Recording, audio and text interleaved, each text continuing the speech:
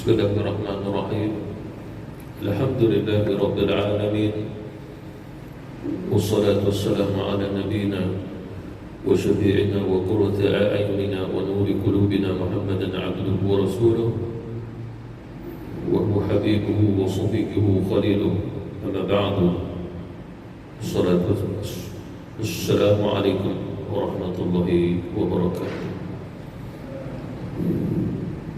Kita masih lagi berkaitan dengan pengajian ibadah solat, khususan di sudut khusyuk di dalam solat. Dan lawan kepada kekhusyukan itu adalah kelalaian, sesuatu yang bertentangan daripada sesuatu yang perlu diingati di dalamnya. Seperti mana Allah Subhanahu wa taala menyatakan, wa qumu lillahi qanitin, wa qumu lillahi. Suatu kamu bangun berdiri kepada Allah Subhanahu wa taala, lillahi, hanya untuk Allah Subhanahu wa taala. Qanitin, tekun pemikiran kamu, pada jiwa kamu, pada perasaan kamu, hati kamu tertuju kepada ilallah. Oleh kerana itulah ulama mengajar kita, usul dalam ibadah solat adalah lillah wa billah. Lillah wa billah. Lillah hanya untuk Allah Subhanahu wa taala. Wa billah, kalimah ba menunjukkan pada ba sababah, bersebab. Maksudnya sebab dengan hidayah, taufik, inayah yang diberi oleh Allah Subhanahu wa taala kepada kita, lalu mampunya kita beribadah kepada Allah Subhanahu wa taala, khususnya dalam solat kita, seperti mana Nabi mengajar kita, la haula wa la quwwata illa billah. Mana tidak ada kekuatan, menunjukkan kita lemah. Tidak ada daya upaya kita, yang memilikinya Allah. Billah, sekiranya kita diberi Allah Subhanahu wa taala kekuatan untuk beribadah kepada Allah, maka dinisbahkan sumbernya kepada Allah Subhanahu wa taala dan tidak dinisbahkan kepada diri kita. Itulah maksud billah. Lillah hanya ditujukan kepada Allah, itu rukun pada keikhlasan. Jadi tambahan lagi pada pengajian solat kita, salah satu untuk mendapat khusyuk di dalam solat adalah merasai yang sedang kita hadap itu Al-Ghani, yang maha kaya, Al-Hamid, yang maha terpuji, sehingga layaklah Allah Subhanahu wa taala dikatakan dia itu maha kaya, dan layaklah bagi Allah Subhanahu wa taala mendapat pujian, kerana layak baginya pada sifatnya, kedudukannya, derajatnya. Lalu apabila kita mahu mengetahuinya, tidak ada siapa di antara kita akan mengatakan, aku juga kaya, aku juga layak untuk dipuji. Tidak ada. Suatu kita solat, alhamdulillahi rabbil alamin, kita hanya memuji Allah Subhanahu wa taala. Tidak ada diri kita di dalam alhamdulillahi rabbil alamin. Kita sekadar melafazkannya, tapi diri kita tidak ada di dalamnya. Yang ada lillahi rabbil alamin. Jadi suatu kita menghadap Allah Subhanahu wa taala, kita kena merasai kita adalah manusia. Wa khuliqal insanu dha'ifa, telah diciptanya manusia serba-serbinya lemah.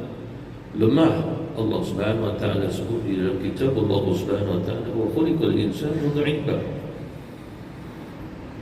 Lalu apabila kita mengkaitkan diri kita dengan firman Allah, jadi jangan kita mengkaitkan kita ada kekuatan suatu menghadap Allah, tapi kita yang lemah sedang menghadap Allah yang maha kuat, yang menciptakan kita.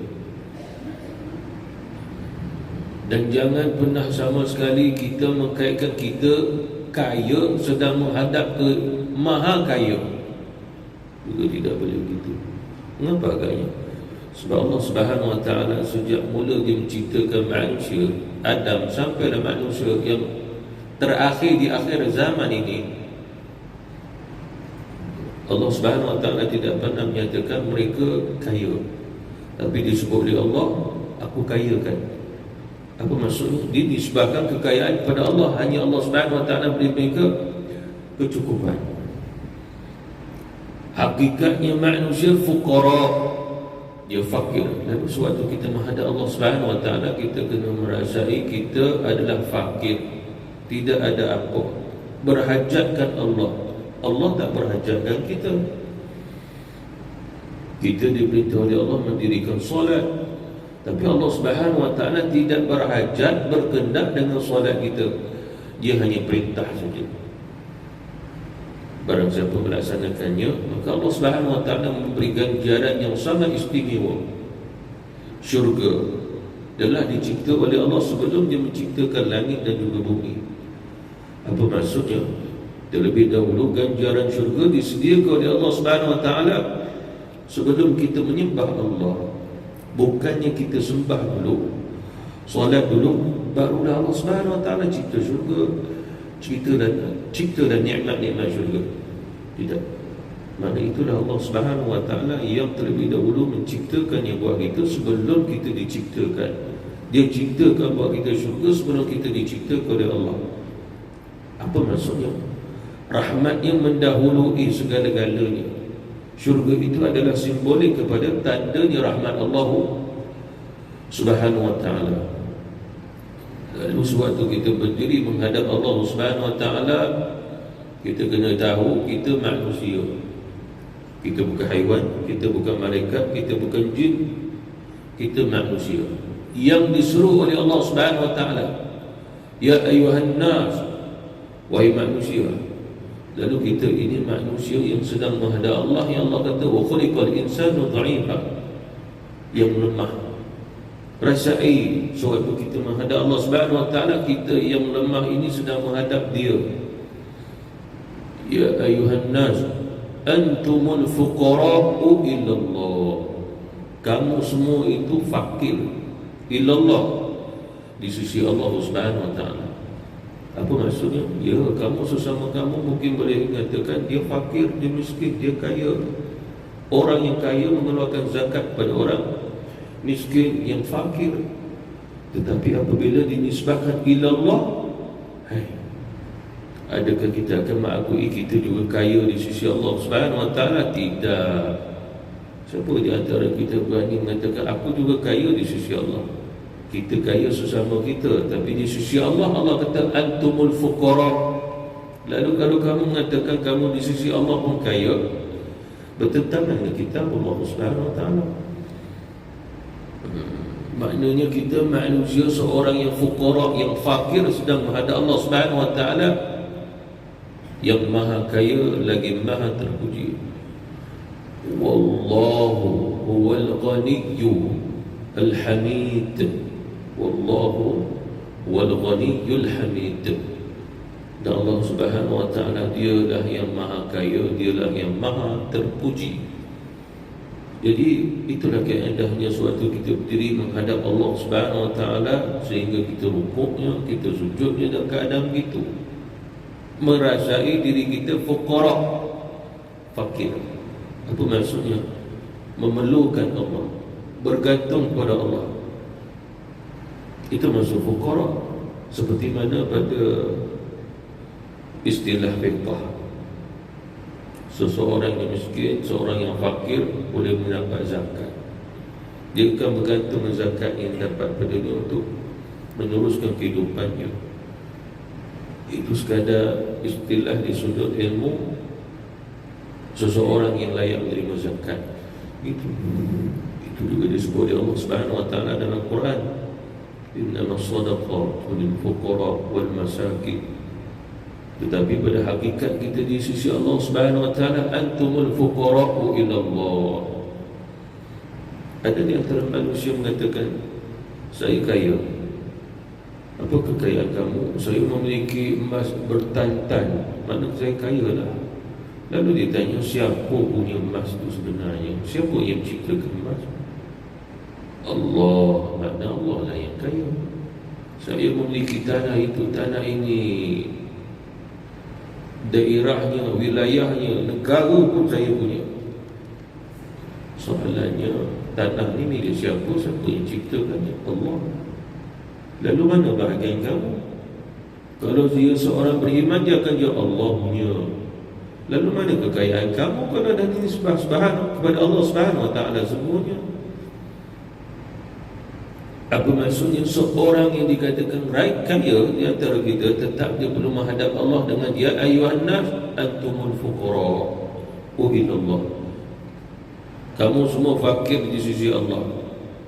Mungkin kamu sama kamu ialah itu kaya, itu miskin.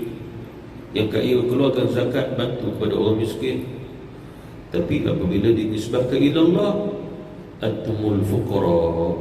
Dan sewaktu kita menghadap Allah Subhanahu Wa Taala, kita kena tahu bahawasanya kita dalam keadaan fakir di hadapan Allah Subhanahu Wa Taala yang Maha Kaya. Seperti mana juga firman Allah Subhanahu Wa Taala, wa rabbukal ghaniyyur rahmah. Dan Tuhanmu ya Muhammad, dia itu Maha Kaya dan dialah yang memiliki keluasan rahmat, Zur Rahmah. Apa maksudnya di sini? Apabila telah difahami Allah Subhanahu Wa Taala Al-Ghani yang Maha Kaya, maka manusia memerlukan Allah yang Maha Kaya. Sebab yang Maha Kaya ini tidak bergantung, tidak memerlukan apa-apa. Dia menciptakan, tapi dia tidaknya mahu memiliki, tapi dia yang menciptakannya. Walillahi ma fis samawati wa ma fil ardh. Bagi Allah Subhanahu Wa Taala, ialah yang menciptakannya, dia yang memilikinya. Tetapi Allah Subhanahu Wa Taala menisbahkan dia menciptakannya, memilikinya, tapi dia tidak berkehendak dengan apa yang diciptakan. Apa maksud tidak berkehendak? Bergantung. Allah Subhanahu Wa Taala menciptakan malaikat, dia juga tidak bergantung pada para malaikat.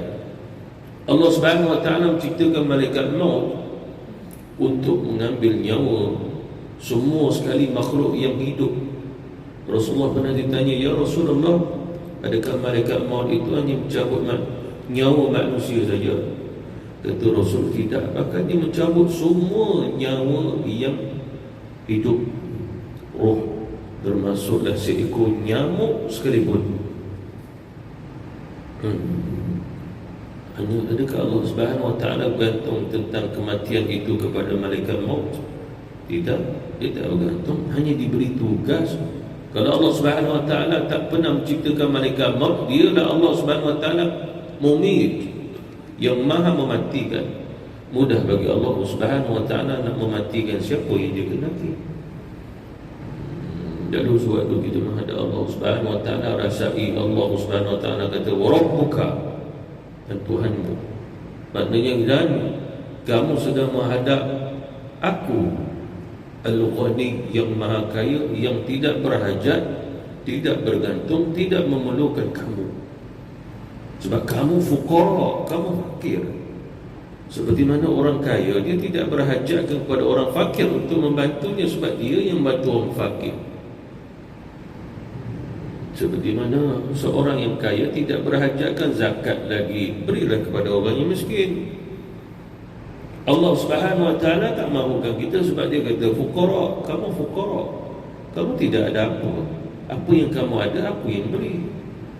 Lalu itulah cara dengan kita menghadap Allah Subhanahu Wa Taala yang Maha Kaya, sehinggalah diri kita tidak memandang apa-apa pun, kedudukan, keistimewaan, kehebatan, ataupun memiliki sesuatu, melainkan semua kita nisbahkan kepada Allah Subhanahu Wa Taala, termasuklah gerakan-gerakan ibadah kita. Harakatu fil ibadah, kita apabila beribadah ada gerakan, tapi kita nisbah kepada Allah Subhanahu Wa Taala. Mengapa agaknya? Sebab yang menciptakan gerakan, lidah yang boleh membaca, Allah Subhanahu Wa Taala. Akal yang berfikir, Allah Subhanahu Wa Taala yang ciptakannya. Lalu di manakah poin milik kita? Jawapannya tidak. Itulah maksudnya wa antumul fuqara, kamu semua dalam keadaan fakir, illallah. Maka kamu tak memerlukan sesama kamu, tapi kamu memerlukan aku. Oleh kerana itulah aku perintah kamu solat. Itu kaedah kamu untuk dapat aku, dapat maghfirah, dapat rahmah, dapat barakah, dapatnya redha daripada Allah Subhanahu wa taala. Yarjuna tijarat, yarjuna rahmatullah. Mereka itu adalah orang-orang yang sentiasa mengharapkan rahmat Allah Subhanahu wa taala. Sehingga Allah Subhanahu wa taala juga berfirman, radhiyallahu anhum wa radu anhu. Allah Subhanahu wa taala meridai mereka. Apa maksud mendapat redha?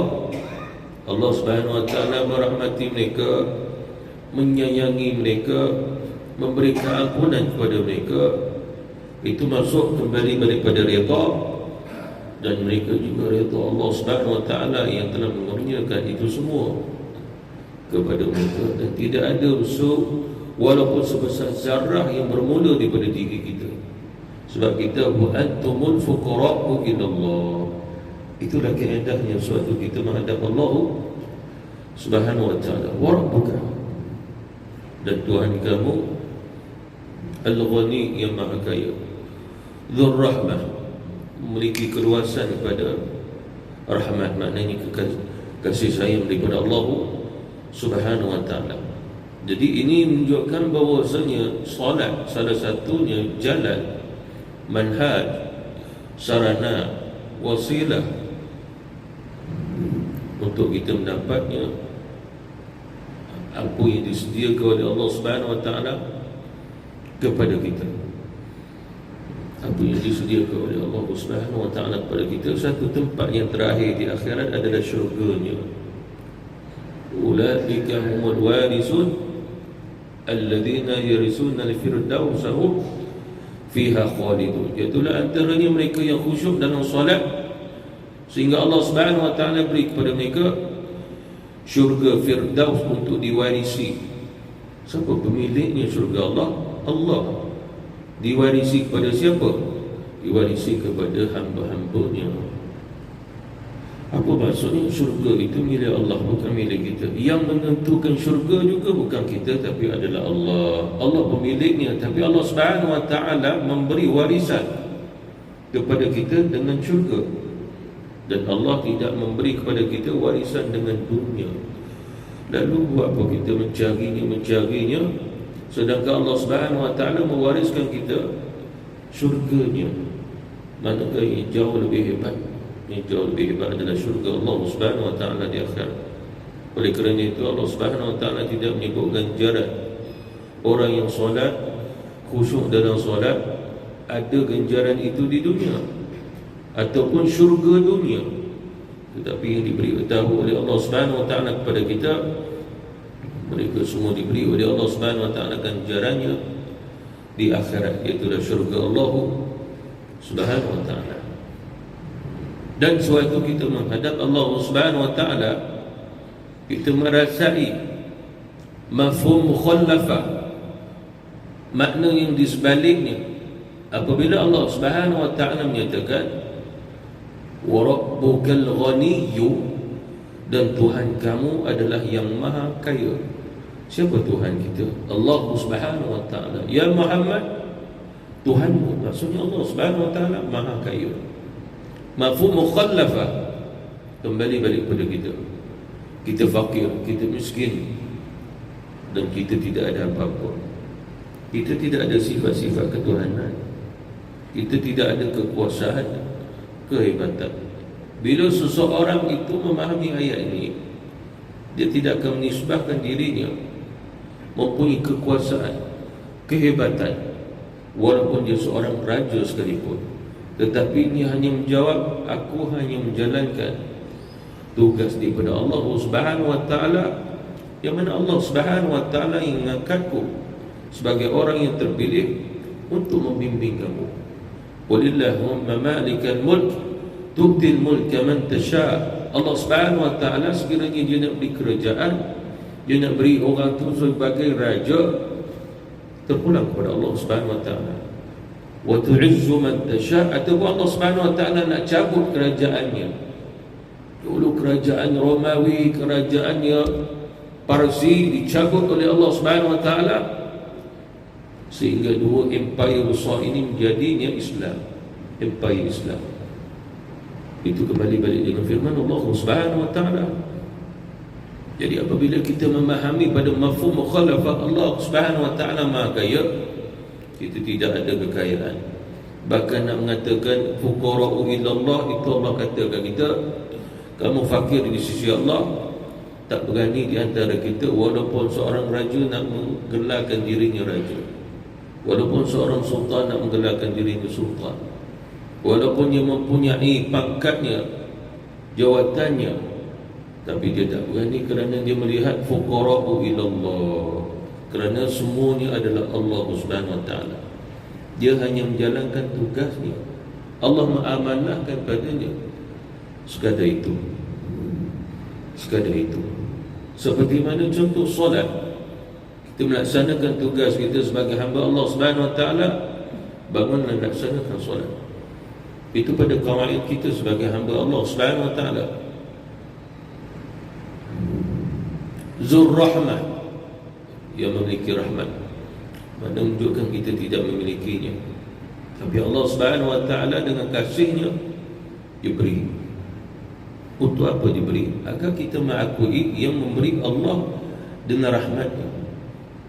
Kesannya rahmat Allah Subhanahu wa taala kepada kita adalah solat itu kita berjaya laksanakannya seperti mana yang diperintah oleh Allah kepada kita. Itu salah satu daripada tanda rahmat Allah Subhanahu wa taala.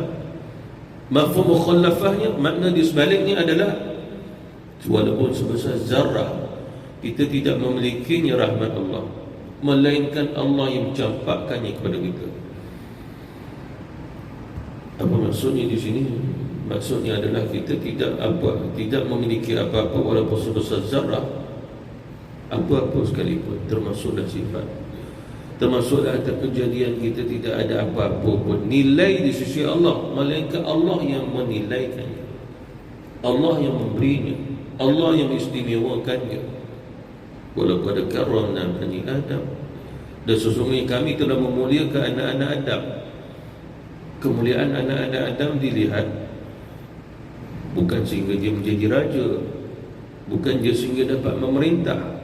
Itu umum, sehingga kalau begitu orang kafir apabila memerintah, pemerintahnya mulia lah. Maka bukan itu maksudnya. Orang yang mensyirikkan Allah Subhanahu wa taala memerintah, lalu dinisbahkan sebab dia pun anak Adam maka dia mulia. Bukan pada takwilan itu. Walaqad karramna bani Adam. Allah Subhanahu wa taala memuliakan anak-anak Adam adalah dengan dia melaksanakan ibadahnya kepada Allah Subhanahu wa taala. Disebabkan bukan semua anak-anak Adam itu bangun dan beribadah kepada Allah.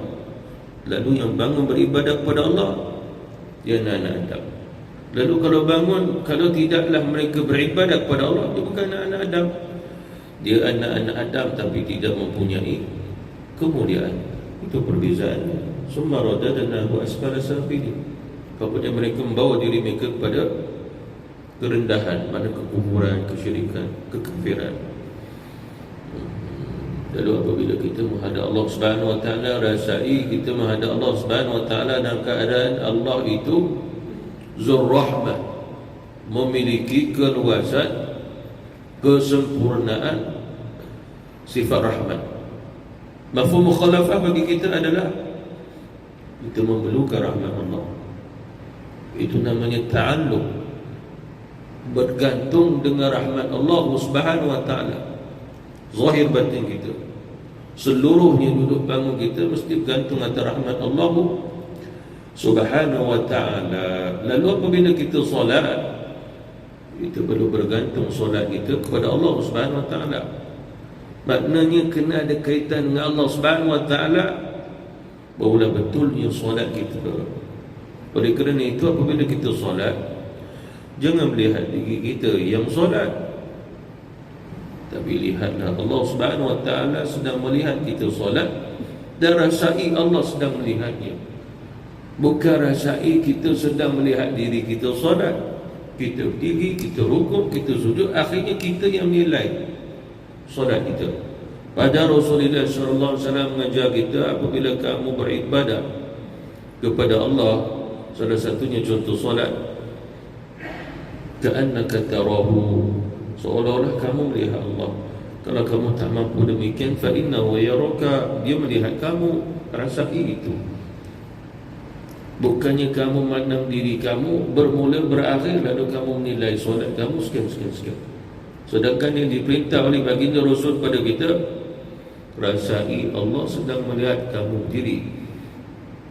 Dia mendengar bacaan kamu, dia melihat rukuk kamu, dia melihat sujud kamu, dia melihat semua gerak-geri kamu dalam solat.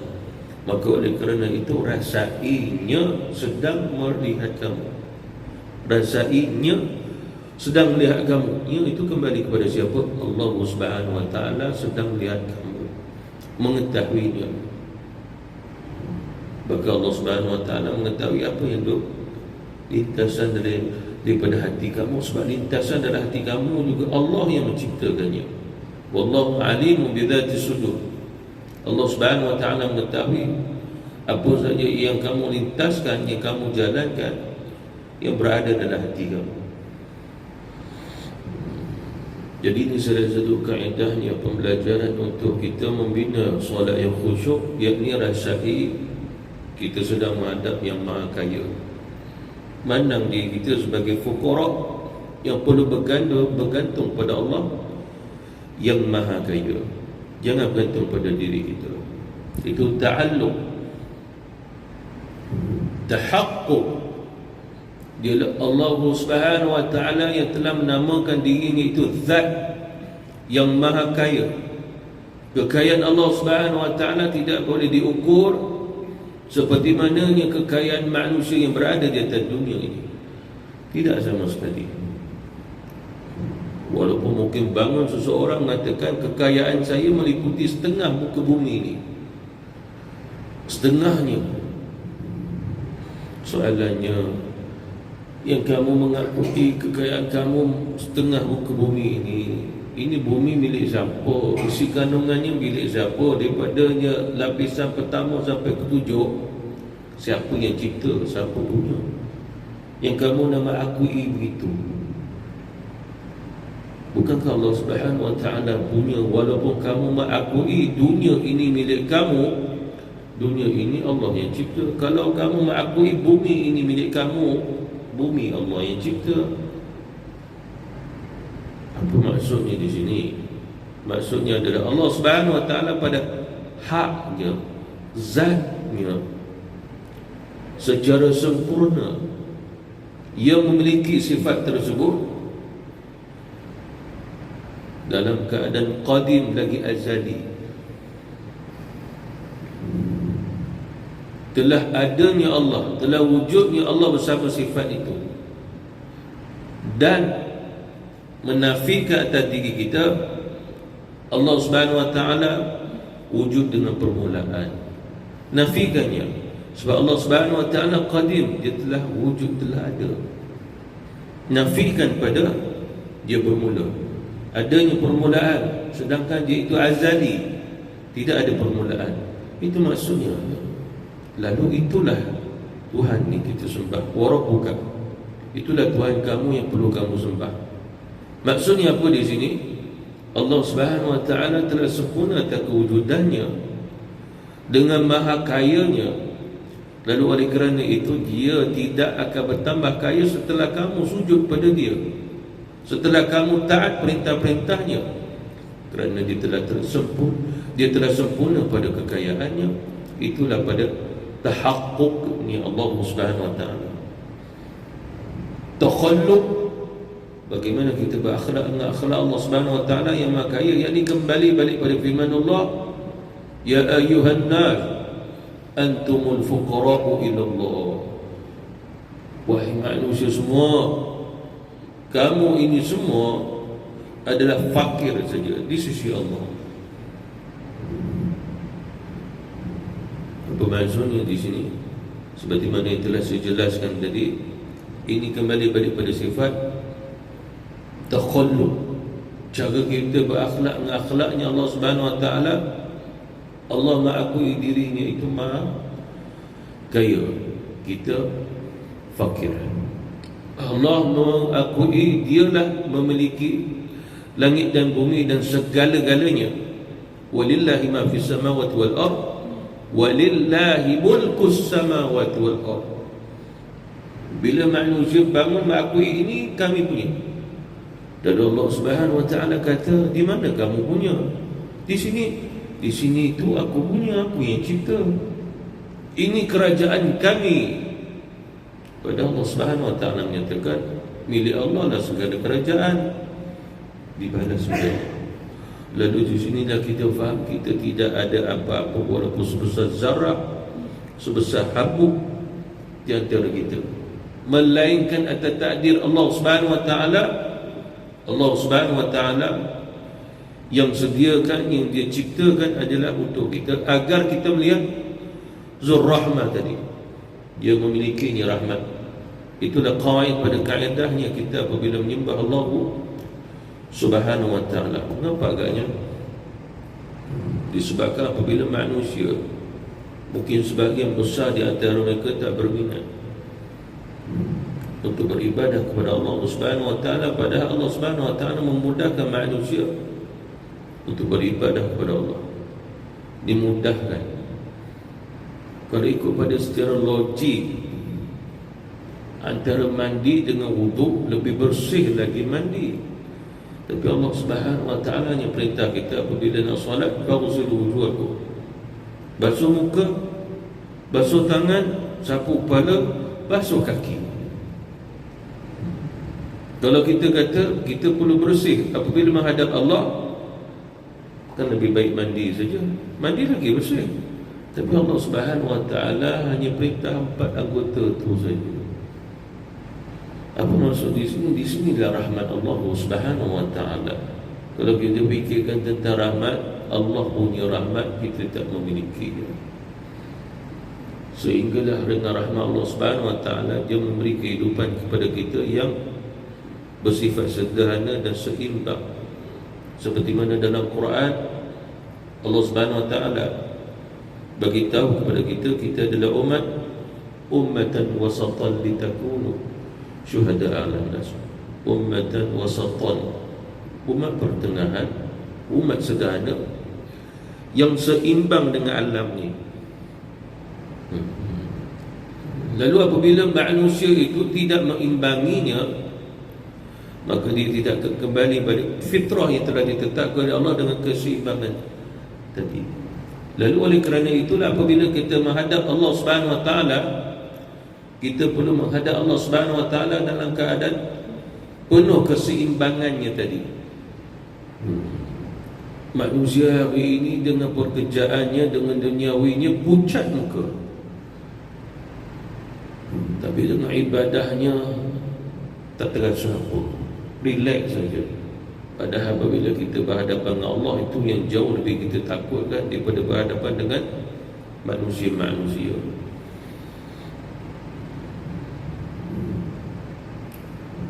Pada zaman Rasulullah SAW, Nabi bagi tahu satu ilmu yang sangat kita perlukan, bersifat sederhana dan seimbang dengan akal fikiran, khususnya di sudut ibadah kepada Allah.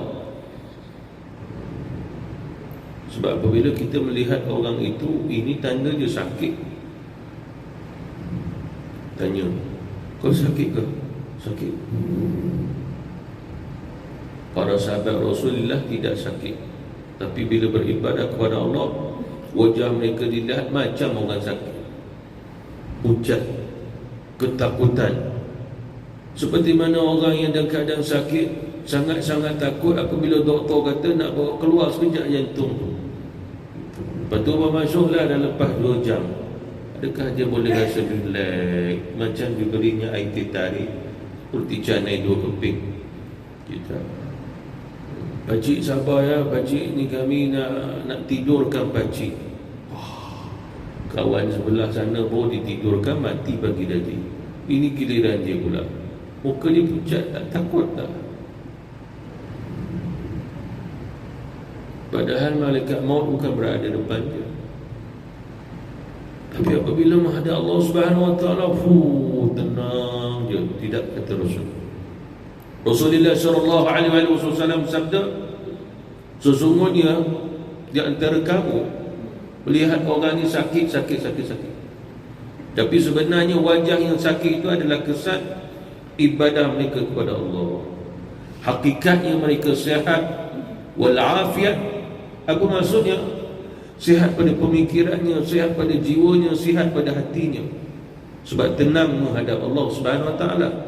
Tapi di sudut fizikal wajahnya, tubuh badannya dilihat seperti mana orang-orang yang sakit, kata Nabi. Itulah para sahabat Rasulullah sallallahu alaihi wasallam, suatu beribadah kepada Allah Subhanahu Wa Taala. Itulah ibadahnya para sahabat yang dikaitkan mereka tu fakir sedang menghadapnya Allah yang Maha Kaya. Wallahu ta'ala alam. Insyaallah berhenti. Wabillahi taufiq wal hidayah. Wassalamualaikum warahmatullahi taala wabarakatuh.